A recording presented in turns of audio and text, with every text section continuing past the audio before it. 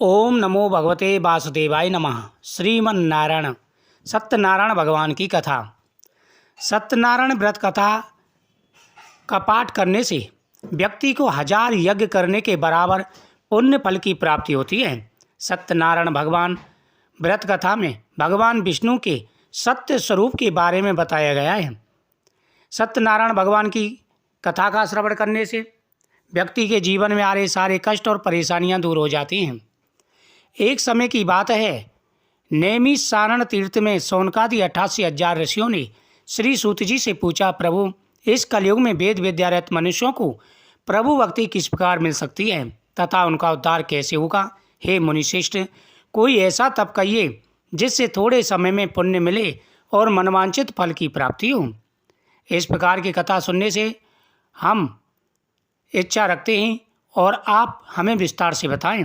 सर्वशास्त्रों के ज्ञाता सूत जी बोले, हे वैष्णवों में पूज्य, आप सभी प्राणियों ने बहुत ही अच्छी बातें पूछी है। एक ऐसे श्रेष्ठ व्रत को आप लोगों को बताऊंगा जिसे नारद जी से लक्ष्मी नारायण भगवान ने बताया था और नारद जी ने लक्ष्मी नारायण भगवान से पूछा था।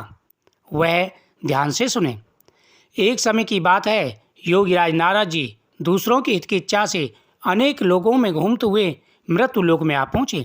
यहाँ अनेक योनियों में पैदा हुए जन्म प्राति सभी मनुष्यों को अपने कर्मों के द्वारा अनेकों दुखों से पीड़ित देखकर उनका दुख देख नारद जी सोचने लगे, कैसा यत्न किया जाए जिससे कि करने से निश्चित रूप से मानवों के दुखों का अंत हो जाएगा। यह देव ऋषि नारद जी पृथ्वी पर भ्रमण कर रहे हैं और देख रहे हैं कि अनेक प्रकार के लोग कष्ट पा रहे हैं, अनेकों योनियों में, कोई पशु योनि में है, कोई मनुष्य योनि में है। तो भगवान ने कहा, देव ऋषि नारद ने अपने मन में सोचा कि हमें ऐसा प्रयत्न करना चाहिए जिससे इस पृथ्वी पर जन्मे सभी प्राणियों का उद्धार हो। ऐसा मन में सोचकर वह भगवान विष्णु के लोक को गए। वहाँ वह देवों के ईश नारायण की स्तुति करने लगे, जिनके हाथों में शंख चक्र गदा और पदे थे, गले में बनमाला पहने हुए थे। स्तुति करते हुए नारद जी बोले, हे भगवान, आप अत्यंत शक्ति से संपन्न हैं, मन तथा वाणी भी आपका पार नहीं पा सकती। आपका आदि मध्य तथा अंत नहीं है। निर्गुण स्वरूप सृष्टि कारण भक्तों के दुखों को नष्ट करने वाले हो, आपको मेरा नमस्कार है। नारद जी की स्तुति सुनकर विष्णु भगवान बोले, हे मुनिश्रेष्ठ, आपके मन में क्या है? आप किस काम के लिए पधारे हैं? निसंकोच कहें। इस पर नारद मुनि बोले कि मृत्यु लोक में अनेक योनियों में जन्मे मनुष्य अपने कर्मों के द्वारा अनेकों दुखों से दुखी हो रहे हैं। हे नाथ, मुझ पर दया रखते तो बताइए, वे मनुष्य थोड़े ही प्रयत्न से कैसे दुखों से छुटकारा पा सकते हैं। श्री हरि बोले, नारद, मनुष्यों की भलाई के लिए तुमने बहुत अच्छी बात पूछी है। जिसके करने से मनुष्य मोह से छूट जाता है, वह बात मैं तुमसे कहता हूँ। स्वर्ग लोक तथा मृत्यु लोक दोनों में यह उत्तम व्रत है और दुर्लभ भी है, जो पुण्य देने वाला है। आज मैं प्रेमवश होकर उसे सुनाता हूँ। श्री सत्यनारायण भगवान मनवांछित फल देने वाले हैं। जो भी मनुष्य सच्चे मन से सत्यनारायण भगवान की पूजा करता है, उसे हर प्रकार का सुख और वैभव प्राप्त होता है। श्री हरि के वचन सुनकर नारद मुनि बोले कि उस व्रत का क्या फल है, क्या विधान है और यह व्रत किसने किया, इस व्रत को किस प्रकार करना चाहिए, सभी कुछ विस्तार से बताएं। नारद जी की बात सुनकर श्री हरि बोले, दुख व शोक को दूर करने वाला, यह सभी स्थानों पर विजय दिलाने वाला है।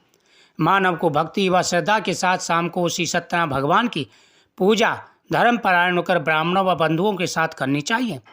भक्तिभाव से निवेदित केले का फल, घी, दूध और गेहूं का आटा सवाए लेवें। गेहूं के स्थान पर सांटी का चूर्ण, शक्कर अथवा गुड़ ले व सभी भक्ष्य के योग्य पदार्थ जमा करके भगवान को भोग लगावें। ब्राह्मणों सहित बंधु बांधवों को भी भोजन कराएं। उसके बाद स्वयं भोजन करें। भजन कीर्तन के साथ भगवान की भक्ति में लीन हो जाए।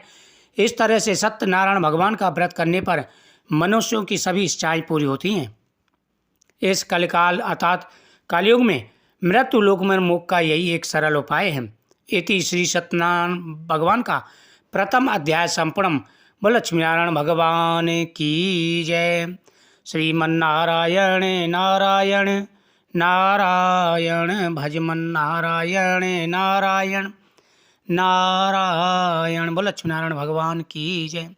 द्वितीय अध्याय प्रारंभ में श्री सूत जी बोले, ऋषियों, जिन्होंने पहले समय व्रत को किया है उसका इतिहास कहता हूँ, ध्यान से सुनो। सुंदर काशीपुरी नगरी में एक अत्यंत निर्दय ब्राह्मण रहता था। भूख और प्यास से परेशान वह धरती पर घूमता था। ब्राह्मणों से प्रेम करने वाले भगवान ने एक दिन ब्राह्मण का वेश धारण कर उसके पास जाकर आदर से पूछा, नित्य दुखी होकर पृथ्वी पर क्यों घूमते हो? दीन ब्राह्मण बोला, मैं निर्दय ब्राह्मण हूँ, भिक्षा के लिए पृथ्वी पर घूमता हूँ। हे भगवान, यदि आप इसका कोई उपाय जानते हो तो कृपा करके बजाइए कि मेरी दरिद्रता दूर हो। वृद्ध ब्राह्मण कहते हैं कि सत्यनारायण भगवान मनवांचित फल देने वाले हैं, इसलिए तुम उनका पूजन करो। ऐसे करने से मनुष्य के सभी दुखों का नाश हो जाता है। वृद्ध ब्राह्मण बनकर आई सत्यनारायण भगवान उस निर्धन ब्राह्मण को व्रत का सारा विधान बदलाकर अंतर ध्यान हो गए। ब्राह्मण मन ही मन सोचने लगा कि जिस व्रत को वृद्ध ब्राह्मण ने बताया है मैं उसे अवश्य करूँगा। यह निश्चय करने के बाद उसी रात में नींद नहीं आई। वह सवेरे उठकर सत्यनारायण भगवान के व्रत का निश्चय कर भिक्षा के लिए चल दिया। उस दिन ब्राह्मण को भिक्षा में बहुत सा धन मिला, जिससे उसने बंधु बांधव के साथ मिलकर श्री सत्यनारायण भगवान का व्रत संपन्न किया। भगवान सत्यनारायण का व्रत संपन्न करने के बाद वह निर्धन सभी ब्राह्मण सभी दुखों से छूटकर अनेक प्रकार की संपत्तियों से युक्त हो गया। उसी समय से वह ब्राह्मण हर माह सत्यनारायण भगवान का व्रत करने लगा। इस तरह से सत्यनारायण भगवान के व्रत को जो मनुष्य करेगा वह सभी प्रकार के पापों से छूटकर मुक्ति को प्राप्त होगा। जो मनुष्य इस व्रत को करेगा वह सभी दुखों से मुक्त हो जाएगा। सूत जी बोले कि इस तरह से नारद जी से नारायण का कहा हुआ यह व्रत मैंने तुमसे कहा है। हे विप्रो, मैं अब और क्या कहूँ और क्या तुम सुनना चाहते हैं? ऋषि बोले, संसार में इस विप्र से सुनकर किस किस ने व्रत को किया है हम सब सुनना चाहते हैं, हमारे मन में श्रद्धा है। सूत जी बोले, हे मुनियों, जिस जिसने इस व्रत को किया है वह सुनो। एक समय वही विप्र धन व ऐश्वर्य के अनुसार अपने बंधु बांधव साथ इस व्रत को करने को तैयार हुआ। उसी समय एक लकड़ी बेचने वाला बूढ़ा आदमी आया। लकड़ियों का गट्ठर बाहर रखकर ब्राह्मण के मकान में गया। प्यास से दुखी वह लकड़हारा उनको व्रत करते हुए देखकर विप्र को नमस्कार कर पूछने लगा, आप ये क्या कर रहे हैं? उन्होंने बताया, ये व्रत कर रहे हैं, इसके करने से क्या फल मिलता है? ब्राह्मण ने कहा कि यह सर्वशक्तिमान सत्यनारायण भगवान का व्रत है। इन्हीं की कृपा से मेरे यहाँ धन धान आदि की वृद्धि हुई है। विप्र से सत्यनारायण व्रत के बारे में जानकर लकड़हारा बहुत प्रसन्न हुआ। चरणामृत लेकर और प्रसाद खाने के बाद अपने घर को गया। लकड़हारे ने मन में संकल्प किया कि आज ग्राम में लकड़ी बेचने से जो धन मिलेगा उससे श्री सत्यनारायण भगवान का उत्तम व्रत करूँगा। मन में इस प्रकार विचार कर आदमी सिर पर लकड़ियों का गट्ठर रखकर उस नगर में गया जहाँ लोग धनी लोग रहते थे। उस नगर में उसे लकड़ियों का दाम पहले दिनों से चौगुना मिला। बूढ़ा प्रसन्नता के साथ दाम लेकर केले के फली, शक्कर, दूध, दही, गेहूं का आटा लेकर सत्यनारायण भगवान के व्रत की सभी सामग्री लेकर अपने घर आया।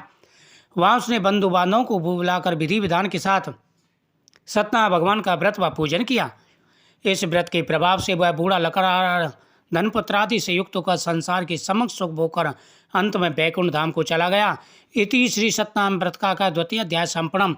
बोल लक्ष्मी नारायण भगवान की जय। श्रीमन्नारायण नारायण नारायण भजमन नारायण नारायण नारायण। तृतीय अध्याय प्रारंभ में सूत जी बोले, शिष्य मुनियों, अब आगे की कथा कहता हूँ। पहले समय में उल्लामुख नाम का एक बुद्धिमान राजा था। वह सत्यभक्त और जितेंद्र था। प्रति देवी स्थानों पर जाता, गरीबों को धन देकर उनके कष्ट दूर करता था। उसकी पत्नी कमल के समान मुख वाली सती साध्वी थी। भद्रशिला नदी के तट पर उन दोनों ने श्री सत्यनारायण भगवान का व्रत किया। उसी समय साधु नामक वैश्य आया। उसके पास व्यापार के लिए बहुत सा धन था। राजा को व्रत करते देखकर वह विनय के साथ पूछने लगा, हे राजन, भक्ति उच्च से आप क्या कर रहे हैं? मेरी सुनने की इच्छा है। राजा बोला, हे साधु, अपने बंधु बांधव साथ पुत्रादि की प्राप्ति के लिए महाशक्तिवान सत्यनारायण भगवान का व्रत व पूजन किया जा रहा है। राजा के वचन सुनकर साधु आदर से बोला, हे राजन, मुझे भी इसका सब विधान कहिए। आपके कथानुसार मैं भी व्रत को करूँगा। मेरी भी कोई संतान नहीं है और इससे निश्चय संतान होगी। राजा से व्रत का सारा विधान सुन व्यापार से निवृत्त हुआ वैश्य आनंद के साथ घर गया। साधु ने अपने पत्नी को संतान देने वाले व्रत का वर्णन सुनाया और कहा, जब मेरी संतान होगी तब मैं व्रत को करूँगा। साधु ने इस तरह के वचन अपनी पत्नी लीलावती से कही। एक दिन लीलावती पति के साथ आनंदित हो संसार धर्म में प्रवत हो सत्यनारायण भगवान की कृपा से गर्भवती होगी। 10वें महीने में उसके गर्भ से एक सुंदर कन्या ने जन्म लिया। दिनों दिन वह कन्या ऐसे बढ़ने लगी जैसे शुक्ल पक्ष का चंद्रमा बढ़ता है। कन्या का नाम कलावती रखा गया। तब लीलावती ने मीठे शब्दों में अपने पति को याद दिलाया, आपने सत्यनारायण भगवान के व्रत को करने का संकल्प किया था, उसे करना चाहिए, इस व्रत को करिए। साधु बोला, हे प्रिय, इस कन्या के विवाह पर व्रत को करूंगा। अपनी पत्नी को आश्वासन दे वह व्यापार करने के लिए नगर को चला गया। कलावती पिता के घर में वृद्धि को प्राप्त हुई। साधु ने एक बार नगर में अपनी कन्या को सखियों के साथ तुरंत खेलता देखा। तुरंत ही दूत को बुलाकर कहा कि मेरी कन्या की योग्य कोई वर देख कर लाऊं। साधु की बात सुनकर दूत कंचन नगर पहुंचा और वहां देखभाल कर लड़की के लिए सुयोग बढ़ित पुत्र देख कर ले आया।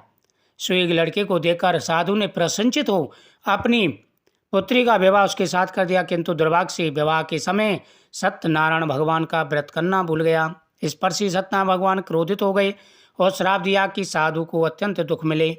अपने कार्य में कुशल साधु बनिया दामाद सहित समुद्र के इस पास स्थित रत्नसारपुर नगर में गया। वहां जाकर दामाद ससुर दोनों मिलकर चंद्रकेतु राजा के नगर में व्यापार करने लगे। एक दिन भगवान सत्यनारायण की माया से प्रेरित कोई चोर राजा का धन चुराकर भागा जा रहा था। उसने राजा के सिपाहियों को अपने पीछे आता देखकर चोर ने घबराकर राजा के धन को वही साधु के पास रख दिया और सिपाही चोर भाग गए।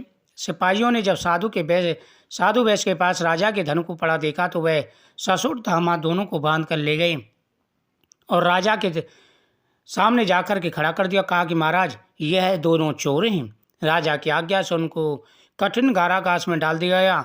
उनका सारा धन छीन लिया गया। सत्यनारायण भगवान के श्राप से उसकी पत्नी घर पर बहुत दुखी। घर पर रखा धन चोर चुरा कर ले गए। सारे को मानसिक पीड़ा तथा भूख और प्यास से आदित्य को दुखी हो अन्न की चिंता में कलावती एक ब्राह्मण के घर गई। वह उसने सत्यनारायण भगवान का व्रत होते देखा। कथा सुनी और प्रसाद ग्रहण कर रात को कराई। माता ने कलावती से कहा, हे पुत्री, अब तक कहाँ थी वह, तेरे मन में क्या है? कलावती ने कहा, ये माता, मैंने एक ब्राह्मण के घर सत्यनारायण भगवान का व्रत होते देखा। कन्या के वचन सुनकर लीलावती भगवान के पूजन की तैयारी करने लगी। उसने सत्यनारायण भगवान से क्षमा याचना की और कहा, मेरे पति और दामाद शीघ्र आ जाएं, साथ ही हम सबका अपराध क्षमा करें। सत्यनारायण भगवान इससे संतुष्ट हो गए। राजा चंद्रकेतु को स्वप्न में दर्शन देकर कहा, हे राजन, तुमने जिन दोनों वैश्यों को बंदी बना रखा है वे निर्दोष हैं, उन्हें छोड़ दो, नहीं तो तेरा सब कुछ नष्ट कर दूंगा। राजा को ऐसा कहकर भगवान अंतर्ध्यान हो गए। प्रातःकाल राजा ने सभा में अपना स्वप्न सुनाया। फिर बड़े पुत्रों को कैद से मुक्त कर सभा में बुलाया। दोनों ने आते ही राजा को नमस्कार किया। राजा ने कहा कि अब तुम्हें कोई चिंता नहीं है, भाभी बस ऐसा कठिन दुख प्राप्त हुआ था। उनको नए नए वस्त्रभूषण दे करके और पहले से दुगना धन दे करके उनको विदा किया। इति श्री सत्यनारायण व्रत का तृतीय अध्याय संपूर्ण। बोला लक्ष्मी नारायण भगवान की जय। श्रीमन्नारायण नारायण नारायण भजमन नारायण नारायण नारायण। चतुर्थ अध्याय प्रारंभे सूत जी बोले, वैश्य ने मंगलाचार कर यात्रारंभ की। अपने नगर को चला। उनके थोड़ी दूर निकलने पर दंडी भेजधारी सत्यनारायण भगवान ने उनसे पूछा, ये साधु, तेरे नाम में क्या है? अभिमानी बड़े थसता हुआ बोला, हे दंडी, आप क्यों पूछते हैं? क्या धन लेने की इच्छा है? मेरे नाम में तो बेल और पत्र भरे हुए हैं। वैश्य का कठोर वचन सुनकर भगवान ने कहा, तुम्हारा वचन सत्य हो। ऐसा कहकर समुद्र के किनारे बैठ गए। दंडी ने स्नान करने के बाद जब नाव को ऊंची उठा देकर अचम्मा किया, नाव में बेलपत्ते आदि देखकर तो मूर्छित हो जमीन पर गिर पड़ा। फिर मूर्छा खुलने पर अत्यंत शोक प्रकट करने लगा। तो उसके दामाद ने कहा कि आप शोक ना करें, यह दंडी के श्राप के कारण हुआ है। आपने उनसे असत्य बोला था, उनकी शरण में चलना चाहिए। साधु वैश्य दंडी महाराज की शरण में गया। हाथ जोड़ करके प्रणाम करके उनसे क्षमा याचना करने लगा। भगवान ने कहा, तुझे मेरी पूजा से तू बार बार विमुख हुआ है। साधु बोला, हे भगवान, आपकी माया से ब्रह्मा आदि भी आपकी रूप को नहीं जानते, तब मैं अज्ञानी कैसे जान सकता हूँ? मेरी रक्षा करो, पहले एक समान नौका में धन भर दो। वैश्य के भक्तिपूर्वक वचन सुनकर भगवान प्रसन्न हो गए। उसकी इच्छानुसार वर देकर अंतर्ध्यान हो गए। ससुर और दामाद ने नाव पर आकर देखा नाव धन से भरपूर है, पर वह साथियों सहित अपने नगर को चला। अपने नगर के निकट पहुंचा तो दूत को घर भेजा। उस समय कलावती और लीलावती भगवान सत्यनारायण की पूजा कर रही थी।